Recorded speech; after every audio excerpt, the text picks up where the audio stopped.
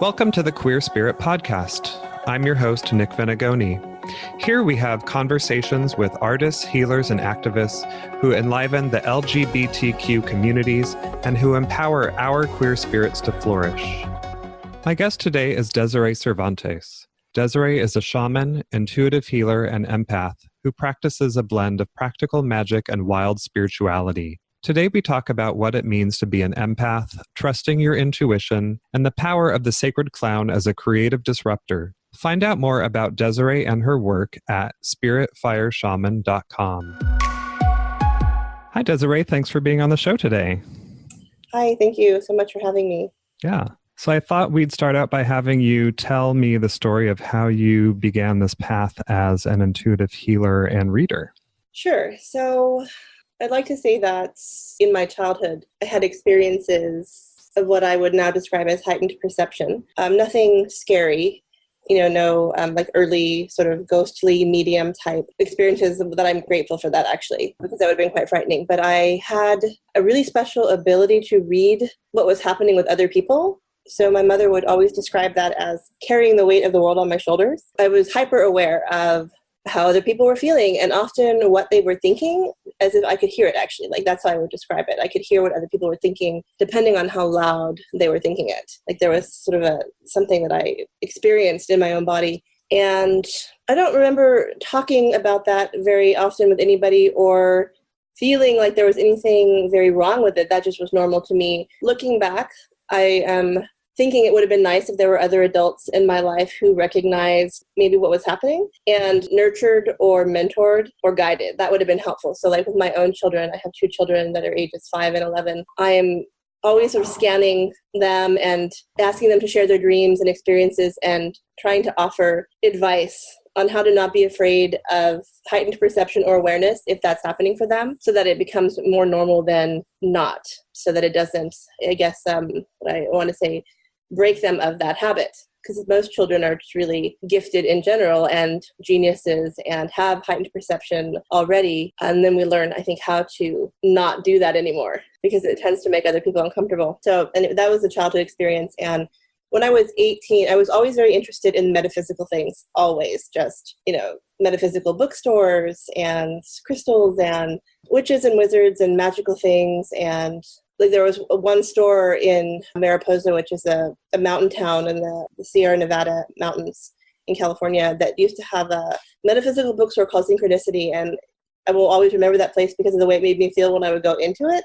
Like I was just like, I would take a deep breath. And I remember the woman who ran it and just she had a whole wide assortment of things, but I was interested in all of it. Certain things spoke to me more than others, but energy healing was one that emerged. Celtic shamanism, native shamanism, I would read a lot about those things. So when I turned 18, I feel like that's the first time that I can remember hearing a very clear communication from my guides. And I just refer to them as my guides because there's sometimes one of them, sometimes there's a group, sometimes they're my ancestors, sometimes I don't feel like it's important for me to know their names. Like they communicate in other ways telepathically and through sometimes hand gestures and even images and visuals like in my mind. And so I feel that I can trust them more because they don't use words. That said, you are a shaman. And then that made me really uncomfortable. So I sat with that. I was excited. And then and it's so funny, just memories coming up. I remember telling my parents about it. And my dad, bless his heart, I was interested. So I knew I had this like big awareness, like, oh my gosh, this is so exciting. I, have no idea what I'm doing, but I'm going to be a shaman. Like, I'm so excited. And I didn't have anybody in my living ancestors who were passing on this kind of medicine or knowledge. We had been quite disconnected from it. And I wanted to take a training. And I had asked my parents, so just nearly on my own, would you be able to help me pay for this? And my mom was on board as my parents were separated. But my dad said something like, I'm not going to pay for you to become a witch doctor. And actually, to this day, that is why I call myself a witch doctor.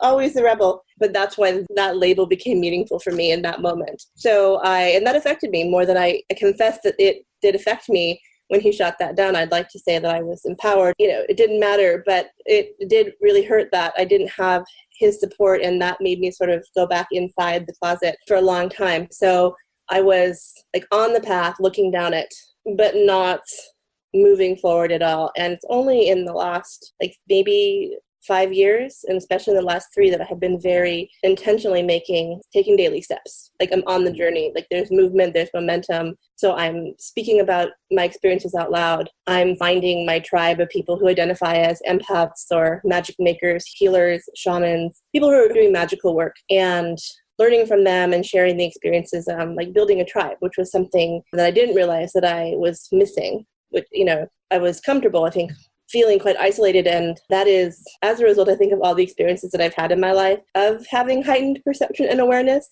of other humans, that it made people so uncomfortable for me to see them sometimes more clearly than they saw themselves in that moment, or were willing to see themselves. Like maybe they knew that this was true, like in their core, but they were not oblivious to what was going on, but they thought that the projections that they were presenting to the world were solid, like that nobody could see past those. And then I come along and I'm just, I'd say like exactly the thing that would, without even meaning to. So it took me a very long time to learn how to soften that for myself so that I was not constantly triggering other people, which I think was a really important lesson for me. And it took a long time to build that skill, because I understand like not everybody is always open to or ready to receive that level of information or truth. Like I have to honor that boundary, which is something that I did not know I needed to do. So again, like an empath, a school for like baby empaths would be a really, really useful thing. Yeah.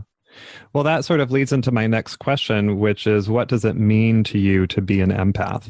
So I thought a lot about this. Like I like to do a lot of research, and when I don't understand something, or if I am presented with a new label, and like my working definition of an empath is someone who can feel what other people are feeling. So I believe it is a psychic intuitive gift of being able to read energy. And I know that there are, like if you go and read articles online, there are different kinds of empaths. Just like, you can be clairvoyant or clairsentient or all the different kind of clairs. That an empath, sometimes you can be like a physical empath and you feel physically in your body what other people are feeling. I am able to do that sometimes, but primarily I feel what they're feeling emotionally. So I work really well with emotional energy. And I find that in the mediumship work that I do, when I'm communicating with people who have passed, that is how they're communicating in the language of emotion. So that is, I think, my most fluent language is in the language of emotions, even when communicating with like someone who's non-human or non-breathing. I also am able to hear what other people are thinking. I know I said that a little bit earlier. I believe that is part of,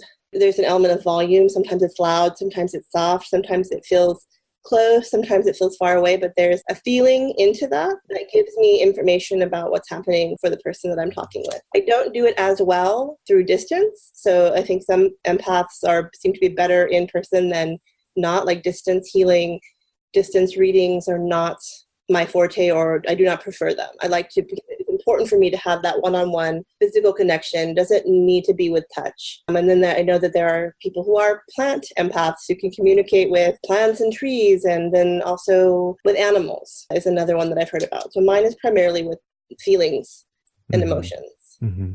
And you work with empaths as well, correct? I do. I'm finding that primarily those are my target audience, like my ideal client. When you go through those worksheets of who's your ideal client, over and over and over again, I find other empaths. And I also notice that many of them are INFJs. So if you are familiar with the Myers-Briggs type indicator, the personality indicator, INFJ is a label. It's like something that I was very proud of. I think it's the most rare of the personality types, or one of the rarest. And so I have a repeating pattern show up in my life if I meet somebody who identifies as an empath. And most of the time, they're also INFJ. And we're so delighted to discover each other, because I think it's said to be less than 1% of the human population, and yet we keep running into each other. So to me, I take that as a sign from the great spirit, the universe, that I am doing something right, that they're, I'm getting out of my own way and they're assisting. They're helping bring me the right people to cross my path. Yeah. And with the empaths that you work with, what are some of the common challenges that bring them to you that you see? So energetic overwhelm is the number one thing, like a lifelong suffering of energetic overwhelm. So, and I get that because part of my physical exhaustion, mental, emotional, spiritual exhaustion, all is really attributed to how much information I am taking in or absorbing at any time. And so typically, and a lot of times the people that come and talk with me aren't may not realize that they are an empath. I don't always tell them, yeah, you are an empath. Sometimes depends on their comfort level, but often I will ask them, have you ever heard of this word? Do you know what it means? And sometimes they have, and we'll say, oh, I've always wondered about this. Or we'll just talk about how they work with energy, how they, what their comfort level is being around people, or usually in large public spaces. A lot of times what I hear is it's too loud, it's too overwhelming. So these are people who present outwardly as really introverted and will sometimes struggle with that. What I have discovered is that some of the empaths that I work with are not as introverted as they think they are. That once they're able to modulate the amount of energy, psychic information that they're taking into their bodies physically, it becomes so much easier for them to be as social as they've wanted to be, looking over the fence where the grass is greener, thinking, oh, if only it were easier to go to the gas station or the grocery store or a music festival. So that's something that I enjoy seeing that happen. It's always surprising because I do myself identify as a severe introvert, although sometimes when I tell people I know that, they look at me like they're surprised because I do not present always like your typical true introvert. But what I mean by that is I need space from other humans in order to recharge my energy, because being in the presence of another human, even ones that I like, even my own children, it takes something from me. It drains. And I'm still learning. I think it will be a lifelong process of learning how to not flow it out completely, not bleed myself dry, not take on and absorb so much. It's constant modulation and figuring out what those boundaries are. So overriding your intuition, and this is not, I think, just for empaths, but for anyone, but especially for the empaths that I know. These are people who come to me, and most of the time, I think they just need somebody to witness what's happening for them. They don't need me to say anything. And I will start sometimes or preface my readings with, I'm not going to tell you anything that you don't already know, because I rarely give them new information.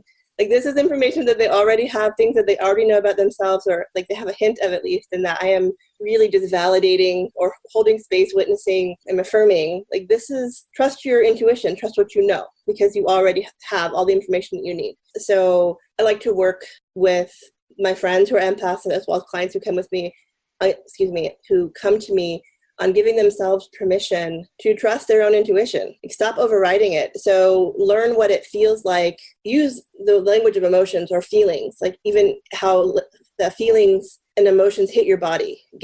And that can be hard for some of my clients, but that's a big one, a disconnection. So between what's happening in your head versus your body, I've noted that's for me, that's a challenge for me in my life. And also it's a safe space to sort of climb into your head and try to process everything, to disconnect from your body and the emotions that your body is experiencing, especially if you're being bombarded by so many different directions. So I really try to encourage, how do you get out of your head and into your body in whatever way that is? For me, ecstatic dance works really well. But it could be anything that gets you effectively out of your head and into your body and listening to the messages that your body is telling you. And that is where I believe your intuition becomes undeniable. It's not even coming from you. That's how I know I can trust it. I get things wrong constantly for myself. But when I listen clearly, when I'm paying attention and listening and not arguing with the guidance that I'm receiving, it is 100% of the time it has been clear and accurate and I have very strong faith in that. So faith is something I struggled with, but that is one thing I have complete faith in.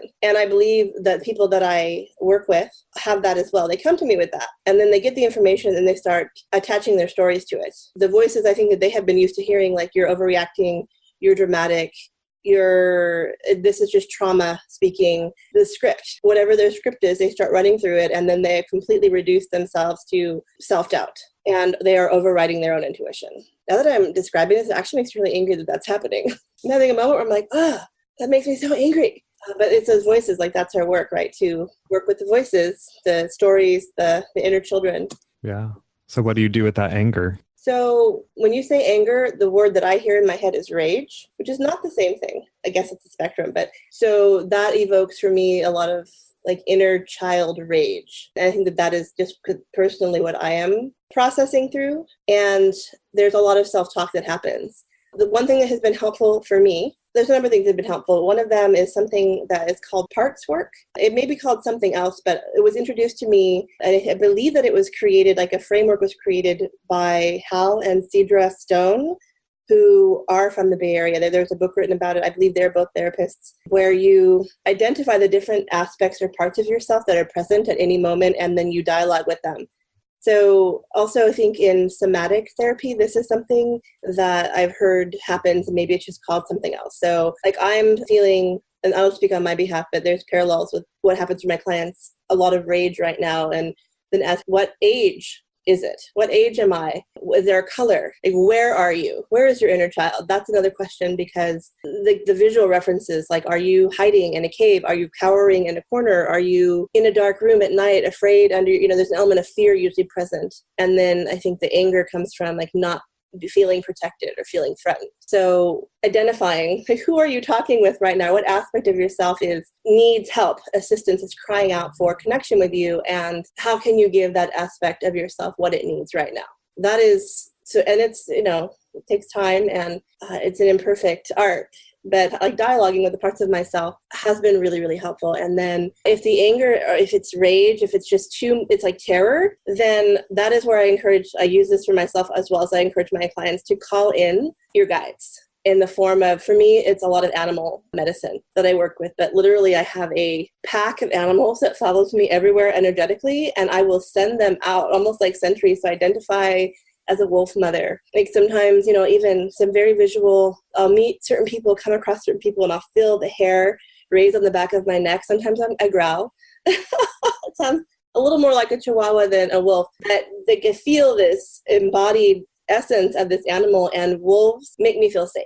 So whatever animal it is, and for some people it's like butterflies or dragonflies because they remind them of a deceased relative, or a cat because it's something that you can cuddle with in itself. Whatever works for you. However glamorous or fierce, whatever animal, or if it's an element. Some people work a lot with fire as a protective kind of energy, and that doesn't work for everybody. For some people, it wears them out very, very quickly. Fire works really well for me to call it in like a ring of fire around myself, or putting that like ring of fire around somebody else, and it's all happening through visualization. But I believe it's energy work. That is, you're not seeing it with your eyes. I encourage my clients to try out these things, because most of the time we've all heard about these various methods, but more often than not, the people that I talk with have never tried out any of them.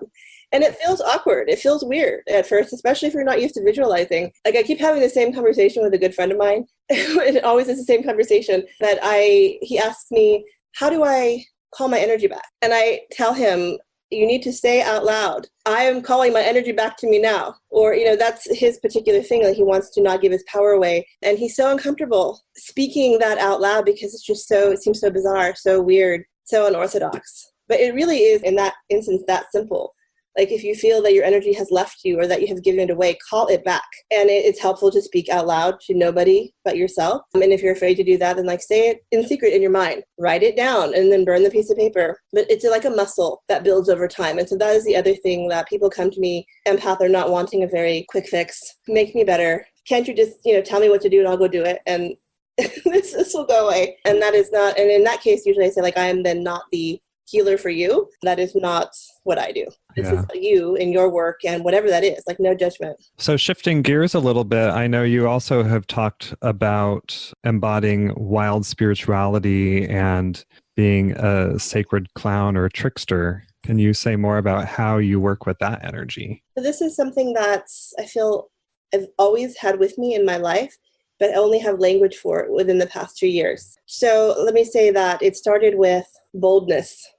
Being a child and a young woman and a woman that is known for being too bold, too much, too assertive, too opinion, always something along those lines. And I started to notice, as I'm growing in awareness of what my own spiritual interests and gifts are, I was beginning to notice how creative disruption, and that's what I call it, makes people behave.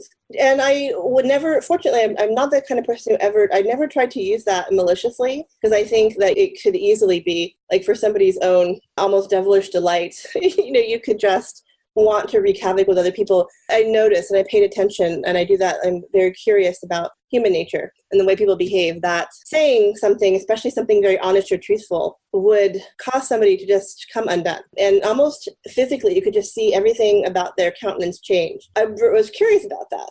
Like, wow, our words have great power. And then I was also noticed that sometimes that very same statement that you make causes somebody else to completely relax. And like suddenly it's like a burden, a huge amount of weight has just fallen away from them. So it has the opposite effect for them. So like playing with the energy of that has always been really interesting to me. And as a creative, so I'm a designer and an artist, I've noticed, well, performance art, for example, art that is very confrontational. I'm very curious. I feel like this is what I would call heyoka, which is a Lakota term for sacred clown, or trickster medicine, or coyote medicine. I use those sort of terms interchangeably, but the trickster archetype. So creative disruption, also in like business and as it pertains to innovation, I notice like in the business world, when people talk about innovation, what I really think that they're talking about is a form of trickster medicine.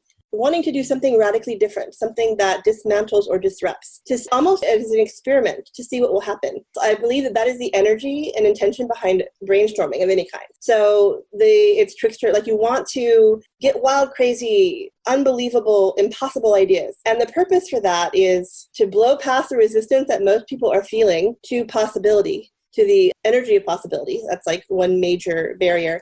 And then getting so far out into some kind of crazy idea and plan, obviously you're going to need to scale back, but when you do, you land farther outside of your comfort zone than where you started. And that, I think, is the method behind the madness there. And I do this a lot at work. And I work for a nonprofit. I'm their in-house graphic designer. And everyone in my department is very creative. It's marketing. We talk about messaging a lot. And they're used to doing things a certain way and more conservatively. And we talk about donor relations and all that. And so I will often, on purpose, just come up with the wildest, most outlandish idea that I can think of in that moment, just to shock them in order to shift their energy. And they can't ignore it. It's that ridiculous, whatever it is that I come up with. And they'll take pause and then be like, wow, that's insane. There's no way. I can't even believe you said that. And then they're willing to negotiate, though. Okay, we can't do that, but we will do this. And so I have succeeded, though, in getting us farther. I feel like I have a victory there. Like we've gotten way outside of our comfort zone, but they feel comfortable with that. To me, that is trickster medicine, like in the workplace, for example. So like on a daily basis, how can you infiltrate? I mean, children are, tremendous tricksters. Everything is playful and mirthful and mischievous. So my children are really reminding me of how much I love. And maybe that's why the sacred clown is so present for me. We joke around a lot, not in a deprecating way or hurtful or harmful way. So we have boundaries around that. Like making fun of somebody's not okay, shaming somebody's never okay in this household, but lightness of being and not taking things so seriously, because I have an issue personally with making everything hard work. It always has to be pain and suffering. So and this method just seems to really resonate with me because I like things that are more unsettling and challenging and on fire, and I'm very attracted to that. So trickster medicine or coyote medicine works really well. I'm not afraid of it, where I understand that some people that I introduce the idea to I can't even imagine, especially women, I have to say, are so conditioned to be calm, composed. I'm not intruding. I am making other people's experience softer and gentler. And that is much more important to me than taking care of myself. How I would never dare assert myself or be too loud or take up too much space or be too visible. So especially with that group, anyone who's willing to listen, but especially with this group of people who are afraid to assert their own power and even have a voice and be visible, I push this gently. I call it fierce tenderness. Mm-hmm. The idea of introducing creative disruption on purpose. Yeah. Just to see what happens. Just observe. Like maybe it will completely freak you out. Maybe you'll love it and you'll discover something new. A couple years ago, actually 5 years ago, I started doing flow arts. So object manipulation or circus arts. Like I do mini hooping or twin hooping is where I started. So I'm a large woman, a fat femme, identify as, and I have mobility issues. So there are certain kinds of exercises that I can't do, but I could do this because I have good hand-eye coordination and I love the elegance and the sacred geometry and motion. So I began to learn about the flow community, and I didn't realize it then, but that introduced me to the circus community, which I didn't know even existed. So literally, sometimes I will say, like, I'm waiting for that bus full of hippies to drive up and take me and my family off to the circus. I would say that my whole life, and so now I know that there actually are buses full of hippies who could take us to the circus. And these people are some of the smartest that I have ever encountered, like genius level, mastermind, chess players, engineers, the way that they're mapping out like the geometry of the shapes that they're creating. And then also they are clowns. Some of them, like actually they work as clowns. They are always using creative disruption and play. And to me, that's a form of medicine, and they may not think that that's what they're doing. That's my lens that I'm seeing. Like, wow, this is amazing medicine, like laughing yoga, for example, which sounds ridiculous and you look ridiculous, but feels so good.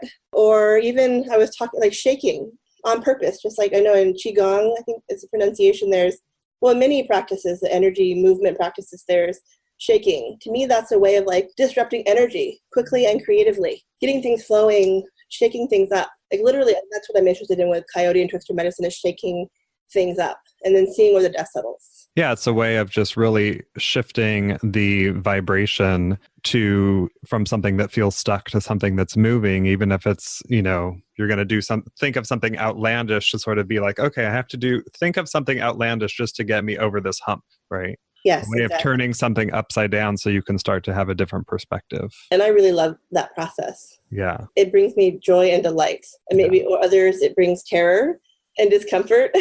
I'm over here like a child, just like, this is so awesome. So Desiree, can you share with us a person, practice, or experience that has supported your queer spirit to flourish? So I would like to talk about a place called Groundswell, which is a community and retreat center, and it is in Mendocino County, and they are newly formed in the past, I believe, 3 to 5 years. So a very close friend of mine, my favorite person in the world, like my soulmate friend, lives there. He's become a resident, and he is from the area of California that I live in, which is in the Central Valley. So we are about 10 years apart in age, but we sort of grew up together. Like I met him when he was very young. I think he might have been 17. So we have known each other a very long time, and he's a queer man, so he found it necessary to leave this area. For him, he wanted to leave as soon as possible, which is a common theme. Ended up in the Bay Area, and then ended up spending time at this place, and he was telling me about it, and it's like, you've got to get here, you've got to come. And I'm like, okay, I hear you. Like, I've got a lot going on. Like, I get it. And once I finally visited, I understood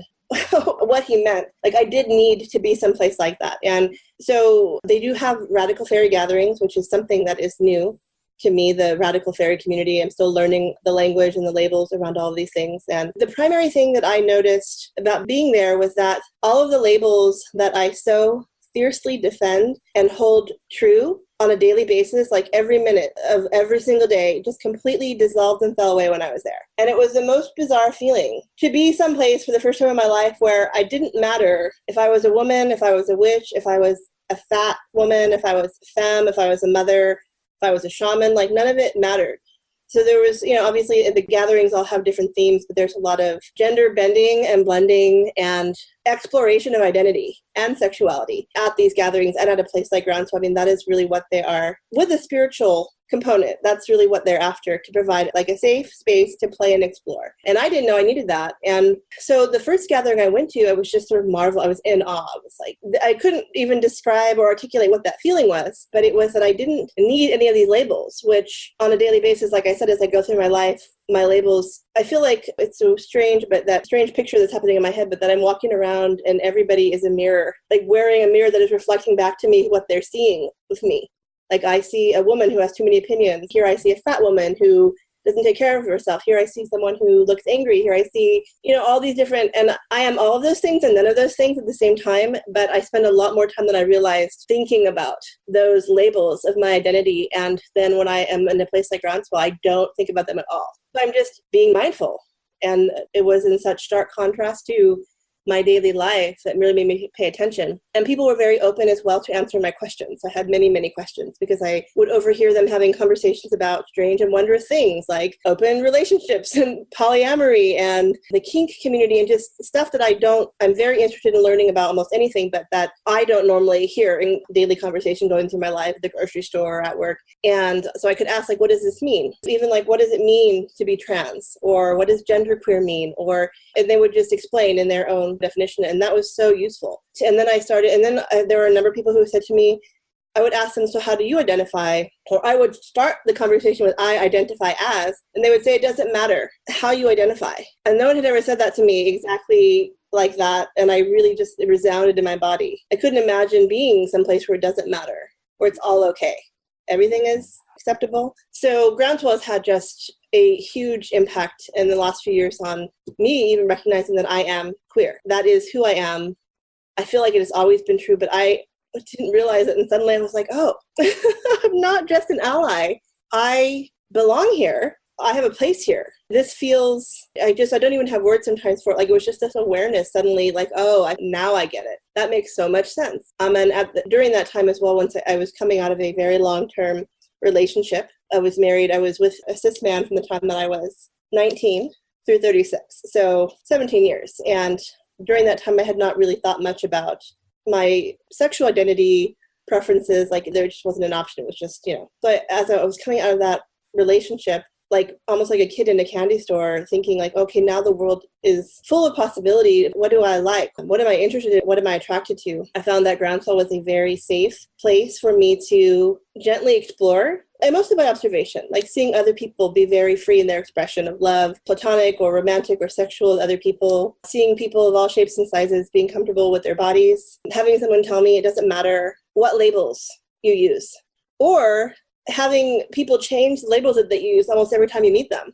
and having that be okay. Like, to know that you need to ask, and learning how to ask, and then accepting whatever it is that they are offering at that moment. That to me is so delightful, like really turning things on its head, like not the norm. And also, I don't know if this is true of all fairy gatherings, but I've heard that it is. Like, a part of it is choosing your own name, or what do you want to be called while you're here? And some people will just choose their given name that they use every day, and then other people will pick one that they use all the time as their fairy name, and then sometimes it will change. Like, every time you talk to them, there'll be a different name, and I love that. And so I didn't have one at first. I'd never heard of that. I didn't know that was a thing. And so the first gathering, the circle, we're introducing ourselves, and so I started going by Desire. And I love saying this is the birth of desire.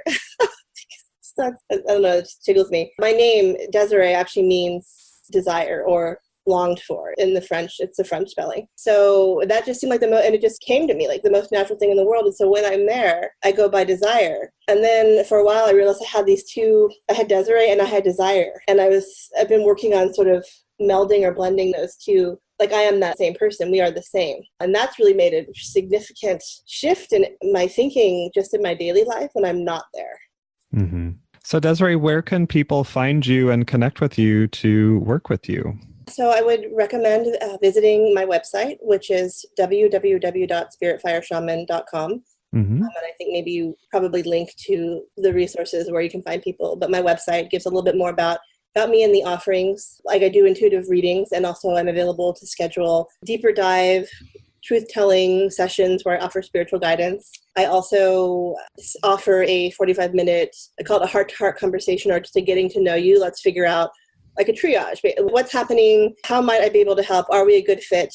And if not, what resources can I pass on to you? So I find that helps people feel more comfortable having the initial conversation, and then, because we may not be a good fit to work together. And I'm always happy to know that. I'm always happy to have that kind of clarity. And then often I will refer them to other people that I know that are closer to them, or that I feel that are more aligned. So I love really passing on information that way. And then I'm fairly active on Instagram, actually. I'm on a break with Facebook. It's really not my favorite platform, although I have a business page and my personal profile as well. But Instagram, I'm also Spirit Fire Shaman is my username.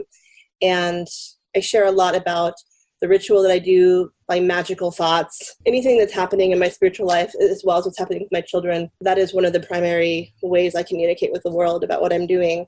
And I also have an email newsletter that I recently just started a couple months ago, so it's new, called Smoke Signals. So you can sign up for that on my website as well, or the link is available through my Instagram. Okay. Well, thank you for being here, Desiree. It was a pleasure chatting with you and hearing more about the work that you do in the world. Thank you so much. I really enjoyed speaking with you. To find the resources we discussed today, find the show notes at thequeerspirit.com. And if you enjoyed the show, remember to subscribe, rate, and review on iTunes. This will help us reach and support more queer people all over. Thanks for listening, and see you next time. Well, that's the end of Season 1. I hope you enjoyed our maiden voyage and will join us again. Season 2 will launch in February with more great stories and interviews with queer folks from all around the world. Keep in touch with us on the Queer Spirit community on Facebook. And remember to like, rate, and review on iTunes to help us reach more people. Until next year, take care.